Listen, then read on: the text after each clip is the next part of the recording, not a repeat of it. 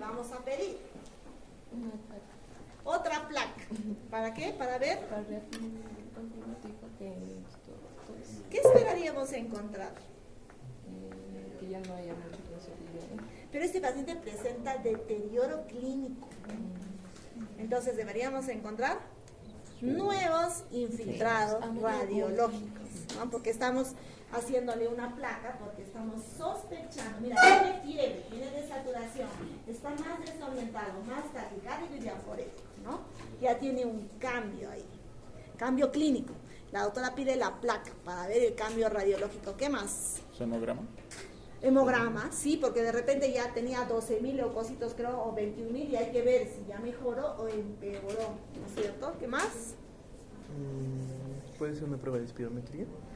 La espirometría, recuerden que va más al paciente. Recuerden que la toma de espirometría es: tome, señora, aire. Ahora sople con fuerza. Valora obstrucción en pacientes con asma, EPOC, que piden los obstructivos. Pero en los pacientes infecciosos no ayuda mucho porque el paciente no va a tener fuelle, no va a tener fuerza. Está tóxico, desorientado. No contraindicado si tienes filtro. Una tomografía. ¿Tienes un filtro? No. Una tomografía, ya, para valorar bien ese riesgo. ¿Qué más? Sería AGA. AGA, sí, el AGA es muy importante, porque recuerden que ¿cuál es el gol estándar del diagnóstico de la insuficiencia respiratoria? El AGA. Por lo tanto, sí le tenemos que hacer un AGA. ¿Qué más? Cultivo, sí, tenemos que con mayor razón identificar qué germen le está dando. ¿Qué más? PCR, los biomarcadores. En este caso sí son importantes porque son los que nos van a predecir deterioro clínico y desescalamiento de antibióticos y biomortalidad. Por ahí dijeron una broncoscopía. Sí, podemos hacer si tenemos sospecha de hongos, ¿no? ¿Qué más le vamos a pedir? Sí, para completar nuestra evaluación. Urea, creatinina, función renal. ¿Qué más? Biomarcadores. Perfiles hepáticos, porque la sepsis severa puede comprometer injuria renal, injuria hepática. ¿Qué más? Si está más desorientado, vamos a hacer una PL si tiene signos de meningismo, ¿no? Para ver si no tiene además una meningitis bacteriana, etcétera. ¿Qué más? ¿Ya? Entonces, ya lo dijeron. ¿Qué más? ¿Qué más? ¿Qué más?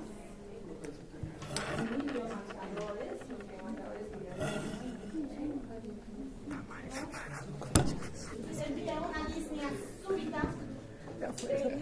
No, pero recién va a ser. La clase va a ser recién. En pacientes hospitalizados de alto riesgo, porque de repente nadie lo movió. ¿Qué no tenemos mucho riesgo para descartarte? Una tomografía, una valoración radiológica, ¿no? Vamos a pedir.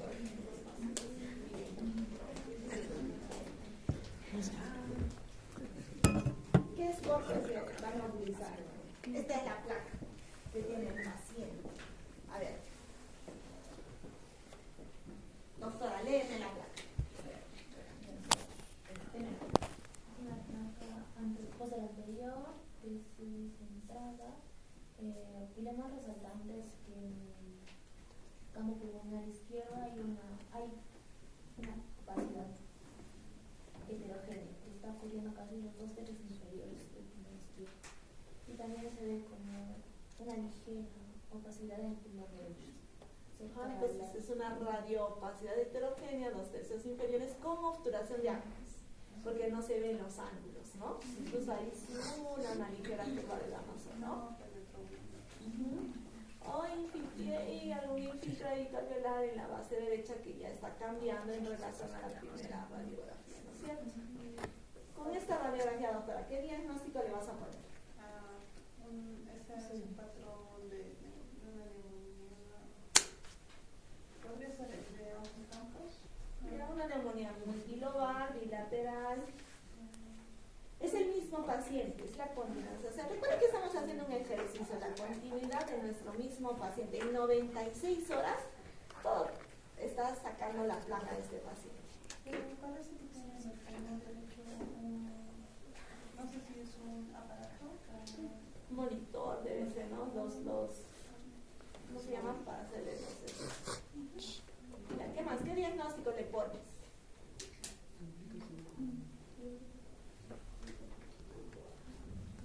¿Qué diagnóstico le pones, doctor? Con edema. A ver, cámbiale el nombre de edema. Ya, derrame pleural. Sí, tiene signos radiológicos de derrame pleural. Allá al fondo, ¿qué diagnóstico le van a poner?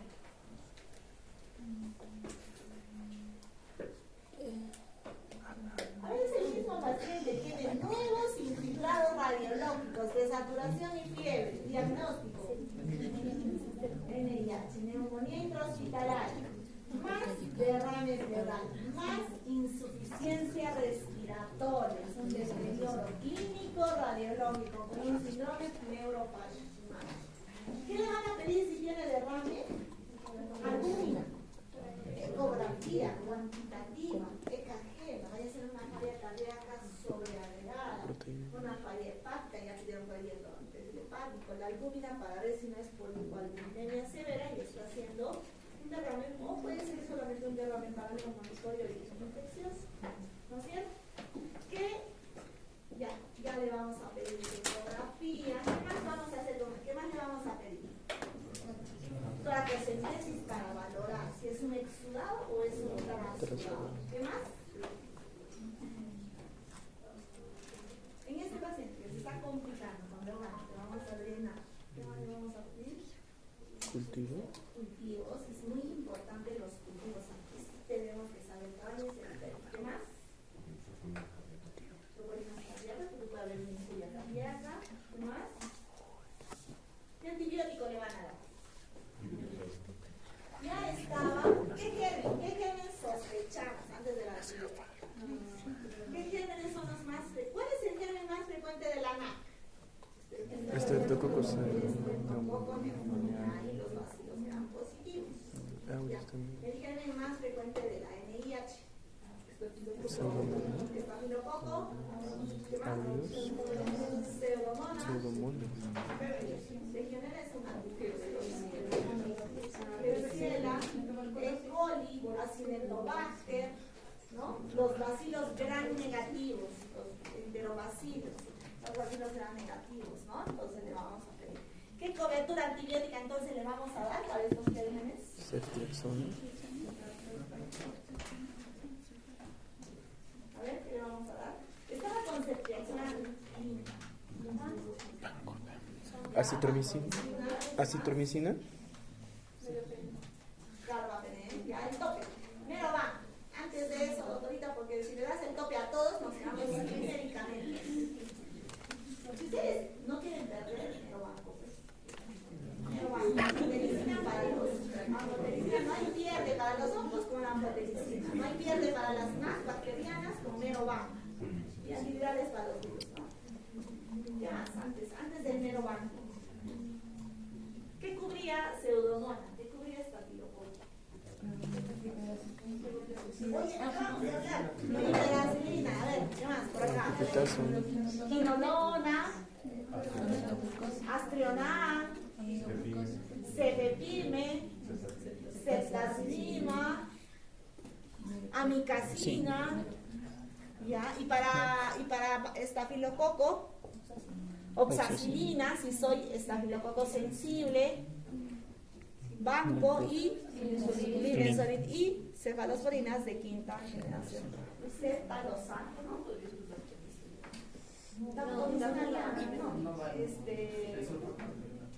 Las oxacilinas, por ejemplo, la picaxilina, la aminocilina, sí lo guardamos para cierto tipo de medicamentos, ¿no?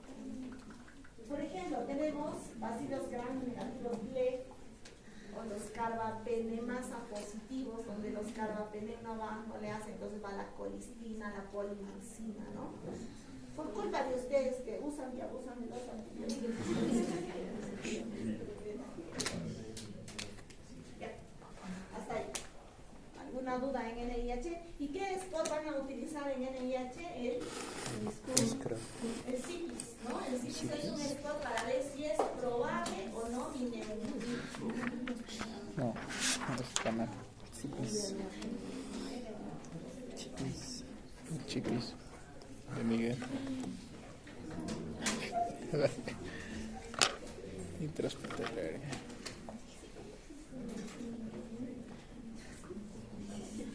Entonces, sigue siendo la neumonía el proceso inflamatorio infeccioso a nivel del parénquima pulmonar. Tiene que tener una condición de tiempo. El paciente tiene que estar hospitalizado o 7 días después del alta para el diagnóstico. Pero para el tratamiento yo tengo que preguntarle, señor, hace 90 días usted ha estado hospitalizado porque la NAC, que ha estado hospitalizada hace 90 días, puede tener todavía gérmenes nosocomiales. Es muy importante porque si yo he usado antibióticos o he estado hospitalizado, me dio apendicitis en marzo, en junio me da una neumonía, yo sigo siendo una NAC, pero mi cobertura antibiótica ya no es. Ya debería valorar el riesgo de resistencia, ¿no?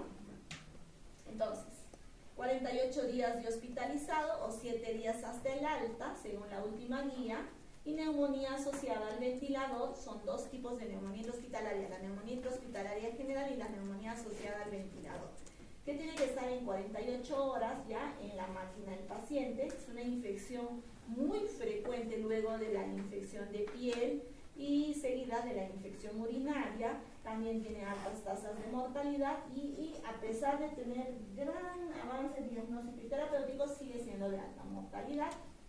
Yo puedo tener acá 2 conceptos claves. Si a mí me da apendicitis, me operan del tobillo y a los 2 días hago fiebre, yo puedo considerar que mis gérmenes son todavía gérmenes, se llama neumonía intrahospitalaria temprana, y puedo tener todavía una cobertura para gérmenes de la NAC, para el estreptococo, los gram positivos. Por eso se llama neumonía intrahospitalaria temprana. No sé, es aquel paciente que no tenía proceso infeccioso, que se hospitalizó por cualquier otra causa y tiene neumonía temprana, de inicio, ¿no? Pero si ya yo tengo 15 días de operado de la rodilla, estoy en el hospital y me da neumonía, no me van a tratar pues para el estreptococo, porque ya estoy 15 días. Ya me he colonizado de todos los alumnos que han venido a chismorrear por el hospital y me han pasado los gérmenes de otros pacientes. Porque el principal riesgo de infección es la manipulación de los pacientes y la poca higiene que tenemos de paciente en paciente. Y aquí hay 2 conceptos claros que tenemos que tener. ¿Es una neumonía cierta y comprobada o es una neumonía probable? El 90% de los pacientes tienen el diagnóstico de neumonía probable. ¿Por qué? Porque no cogemos el mismo tejido. Para decir que una neumonía es cierta, yo tengo que aislar el germen o tengo que hacer una biopsia de ese pulmón y decir, sí, aquí hay un proceso neumónico nuevo con un germen nuevo, y tomar la muestra de la misma lesión, identificar. Como no hacemos biopsias, punciones, drenajes dirigidos, porque son procesos muy invasivos, el gran grueso de pacientes termina con el diagnóstico de VIH probable, ¿no? Porque aquí sí tengo que identificar a mi germen en biopsias o autopsias. Entonces, yo hago una neumonía probable cuando tengo la clínica, tengo la radiografía, tengo los esputos mucopurulentos, pero he aislado el germen de repente de la flema, del esputo mucopurulento, pero no directamente de la misma lesión, ¿ya? Para hablar.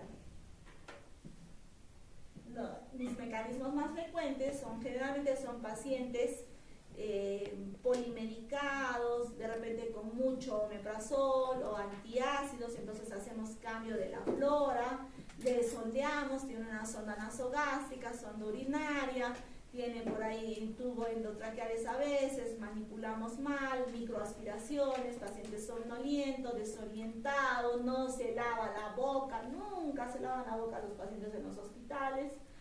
Entonces hacemos microaspiraciones, fuga de bacterias, inoculaciones directas, material aerosolizado, ahí lo voy a nebulizar, ese paciente está tosiendo, no le pongo mascarilla, el vecino hay medicinada, en el hospital hay 6 camas.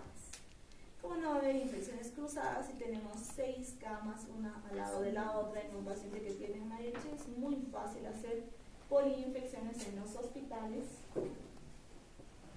atiborrados de pacientes.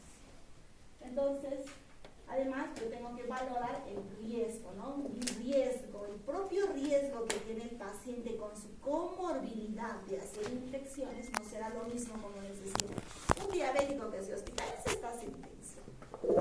¿Por qué? Porque ese paciente está inmunosuprimido, un VIH que se hospitaliza, un cáncer, un lupus que está con corticoterapia. Es muy fácil que hagan neumonías intrahospitalarias si no sabemos manipular o aislarlos a los pacientes, ¿no? Y sobre todo, no abusar de las sondas. Si el paciente ya tolera la dieta, cambiarla inmediatamente, enjuague con clorcidina, la cabecera a 30 grados, son acciones que debemos hacer nosotros como personal de salud, que no son caras, no son difíciles, pero tenemos que estar vigilantes de que el paciente siempre tenga una posición semisentada, una adecuada higiene, una adecuada eliminación de secreciones. Si ustedes hacen un antibiograma de las bocas de todos los pacientes, hay una poliflora, se microaspiran los pacientes constantemente. Entonces, depende del paciente, de la enfermedad subyacente, del grado de desnutrición y de además los otros tratamientos, peor si está en UCI. Nosotros tenemos la neuropatía del paciente de UCI. Tenemos la falla respiratoria no solamente por la enfermedad, sino porque el paciente está frustrado o echado varios días. El fuelle diafragmático, el reflejo tussígeno cambia en el paciente hospitalizado. Por lo tanto, tenemos más riesgo de retención de secreciones. Si no hacemos fisioterapia respiratoria todos los días y constantemente, no vengan los pacientes en medicinas amarrados, nadie los mueve. ¿Cómo no van a hacer escaras, infecciones, neumonías si nadie los sienta siquiera? No los rehabilitamos, no le hablamos al paciente. A ver, ustedes a su mamá díganle: mamá, quédate 15 días en tu cama y no salgas. Pobre de ti que salgas y te muevas, te va a cambiar el pañal. Su mamá, que no tiene alteraciones sensorio, va a tener un síndrome de desorientación y confusión aguda. Es increíble cómo los pacientes adultos son lábiles, a pesar de que pueden estar en nuestra casa, que no tienen otras enfermedades, hacen un trastorno de desorientación. Por eso es importante la rehabilitación rápida en estos pacientes. Recuerden que además nuestra primera línea de defensa siempre son los macrófagos. El macrófago alveolar tiene una función muy importante en la depuración de gérmenes, no solamente de las bacterias, sino también de las micobacterias, de los hongos. En general es nuestra primera célula de defensa, la célula de defensa, porque el mucus, la lisocima A, el surfactante, el movimiento mucociliar tiene un efecto de defensa a nivel de nuestra vía respiratoria, ¿no? A eso súmale su inmunosupresión del paciente, trae la translocación bacteriana, las microaspiraciones que hacen que el surfactante ya no se produzca, la calidad de la secreción cambia, los pacientes no se hidratan, son flemas espesas, ya no tenemos el clearance mucociliar adecuado y hay un desborde de citoquinas inflamatorias que hacen un ciclo vicioso en la enfermedad del paciente.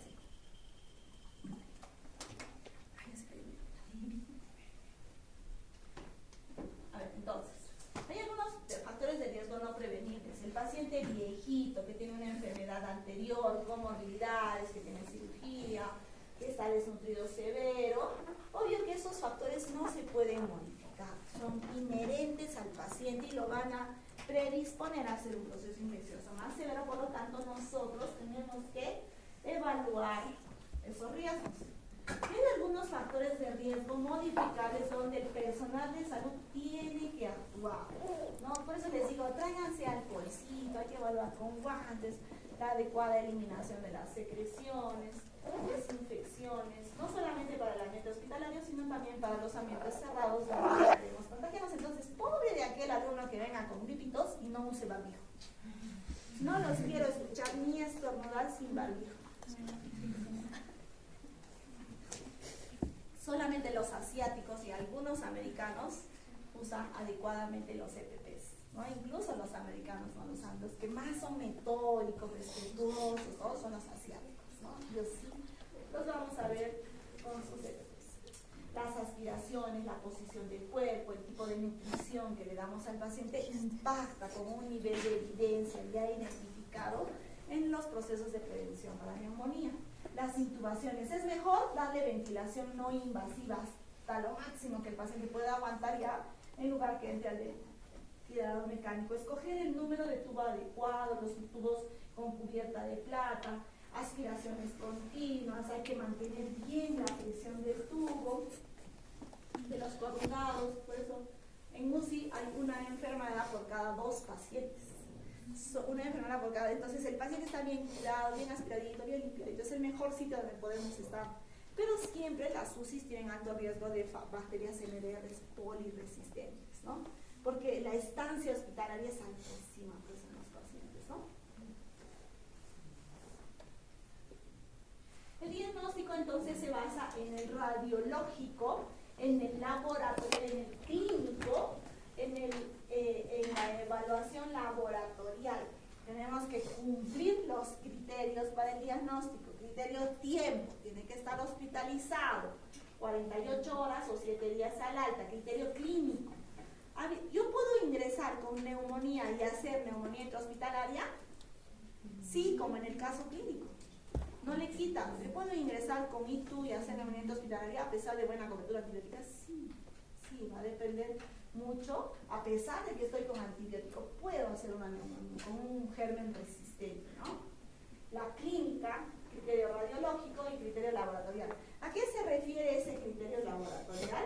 A identificar al germen, a tener los leucocitos elevados, los biomarcadores elevados. Entonces, cuando yo tengo una toma de muestras por cepillo bronquial con catéter telescopado, para eso le tengo que hacer una broncoscopía al paciente y tengo 10 a la 3 unidades formadoras, o sea, basta 1000 bacterias, hago el diagnóstico con catéter telescopado. Cuando tengo lavado bronquiolo alveolar, necesito 10.000 bacterias para hacer diagnóstico, 10 a la 4 unidades formadoras de bacterias. Si tengo gérmenes intracelulares, eso me lo da en la valoración de los esputos del laboratorio. También hemocultivos, puedo hacer hemocultivos y estudio de líquidos para ver si hay algunos otros gérmenes o la histología. Este es el score CIPIS, que ve el riesgo de probabilidad de una neumonía asociada a ventilador mecánico, que se extrapola el riesgo de neumonía no asociada a ventilador mecánico. Porque a veces no es fácil identificar el germen, ¿no? Mi paciente tiene temperatura o hipotermia, mi paciente tiene leucocitosis o leucopenia, secreciones purulentas, cambios radiológicos, ha cambiado la necesidad de oxígeno, valoramos el PAP y si hay distrés respiratorio y hacemos los cultivos.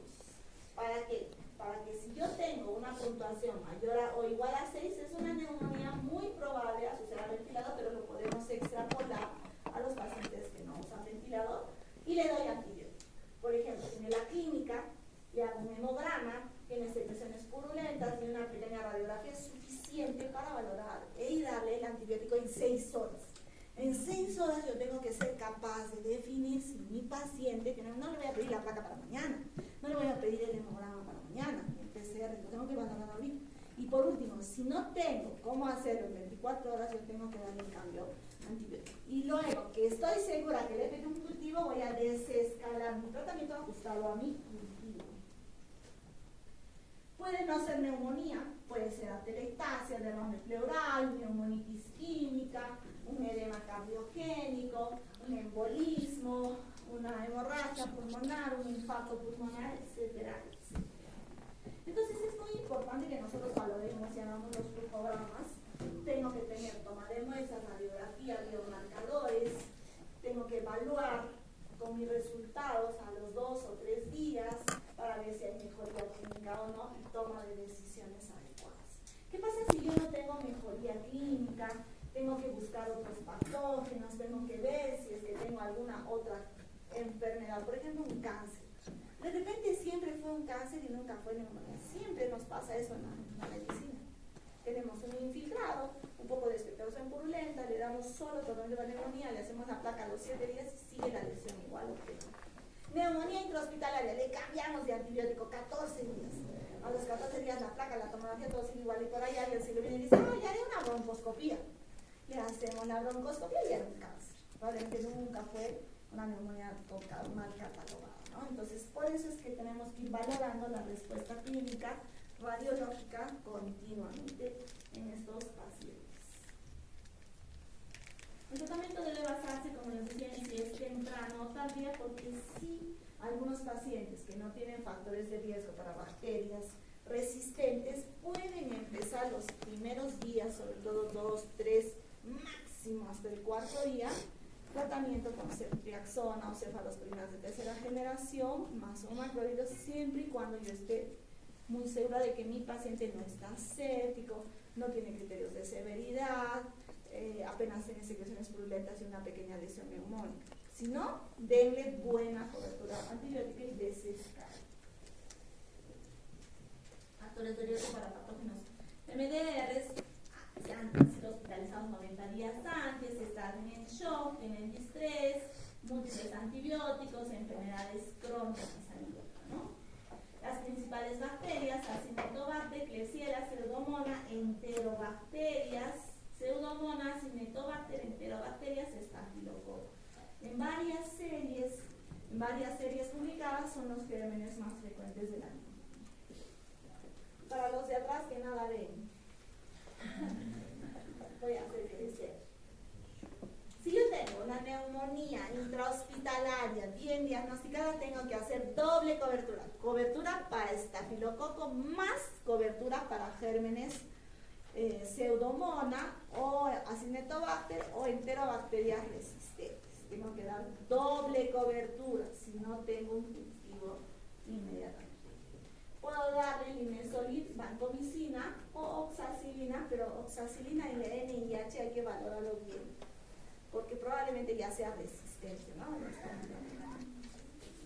Beta-lactámicos antipseudomonas, todos estos beta-lactámicos cubren pseudomonas. Si cubre pseudomonas, tengan la seguridad que cubre E. coli, Klebsiella y Acinetobacter o Stenotrophomona, cubre, salvo tenga una Acinetobacter pleya, ¿no? Nunca tiene masa resistente. Piperacilina, carbapenem, cefepime, ceftazidima, astrionam. Los medicamentos no beta-lactámicos que cubren pseudomonas, quinolonas, aminoglucósidos, polipicinas, como la colistina. Y las cefalosporinas de quinta generación, que son ceftolozano, tazobactam o ceftazidimab-lactam, que también cubren muy bien estafilococo y pseudomonas, ¿no? Las de quinta generación.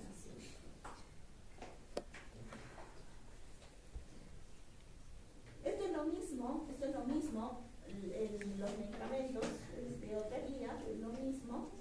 El tiempo, ¿cuánto tiempo le voy a dar? ¿Cuánto tiempo voy a tratar una NAC? Yo creo que nos ha faltado definir. De 3 a 5, 7 días máximo y voy valorando, ¿no? ¿Puedo tratar una NAC 3 días? Sí. ¿Puedo tratar 5 días? Sí. ¿Puedo tratar 7 días? Sí. Va a depender. ¿Cuántos infiltrados tiene? La resolución. Si es una NAC complicada, le daré de repente más días. Si es una NAC que está haciendo un absceso, le daré 14 días, 21 días, 28 días. Hasta que se resuelva el absceso, hasta que se resuelva el empiema, en el caso de que tenga complicaciones, ¿cierto? En una neumonía intrahospitalaria puede ser 7, 8 días, ahí tengo que desescalar y valorar también mi respuesta al medicamento. Hay pacientes que tienen fibrosis y siempre va a crepitar. Y en el hospital están 30 días con antibiótico. Y luego nos dicen, pero siguen los crépitos. Obvio, va a seguir los crépitos toda la vida. La demanda de oxígeno en la fibrosis se recupera al 3er mes. No lo voy a tener 3 meses con antibiótico. Primero que los crépitos no van a desaparecer. Ahí tengo que valorar la calidad de la flema. Y también tengo que ver fiebre, biomarcadores, etcétera, etcétera, ¿no? Bueno, durante el tercer día, entonces con el tercer día me los biomarcadores. Si no tengo buena respuesta, no le di al germen, es otra complicación, es un diagnóstico incorrecto y no lo neumonía, o sí, más otra enfermedad. Entonces ahí tenemos que valorar muy bien la resistencia de los gérmenes, otras infecciones condiciones, algunos factores innatos de cada paciente tienen que ser valorados ante la falta de respuesta. Por ejemplo, yo tengo un paciente código blanco, ya no se dice código blanco, no se dice persona viviendo con el virus. Toda la vida le cambian de nombre al VIH. A los pacientes viviendo con el virus del SIDA, a los pacientes que tienen neutropenia en los oncológicos, por ejemplo, los linfomas, leucemias, la onco. El paciente que tiene una neoplasia hematológica es el paciente más inmunosuprimido de todas las neoplasias. El paciente con VIH que tiene CD4 menos de 200 es más, el neutropénico menos de 500 y peor si tiene 200 es terrible, terrible, ¿no? Y el VIH, como les decía, los linfocitos menos de 200 también. Entonces, este tipo de pacientes tienen que ser valorados incluso para citomegalovirus, reciben tratamiento para citomegalovirus, reciben tratamiento para hongos. Entonces, esos pacientes reciben anfotericina, ganciclovir y meropenem. O sea, a esos pacientes no tenemos que esperar. Los trasplantados de riñón que presentan fiebre, yo no le voy a dar, voy a esperar al tratamiento. Yo desde el primer día que está haciendo fiebre y hay cambios radiológicos, yo le voy a dar los 3 medicamentos. Que es inmunosuprimido severo y tengan la prueba de lo que sea, pues. Entonces, no necesitamos, hay algunos patrones radiológicos que nos pueden hablar del citomegalovirus, de los hongos, de la aspergillosis pulmonar invasiva o de las micobacterias no atípicas, pero le damos de golpe todo a este tipo de pacientes, ¿no? Hasta que podamos ver la estabilidad clínica y desesperarla. Igual, el menor tiempo posible del ventilador mecánico para que no se nos complique. Bien, ¿alguna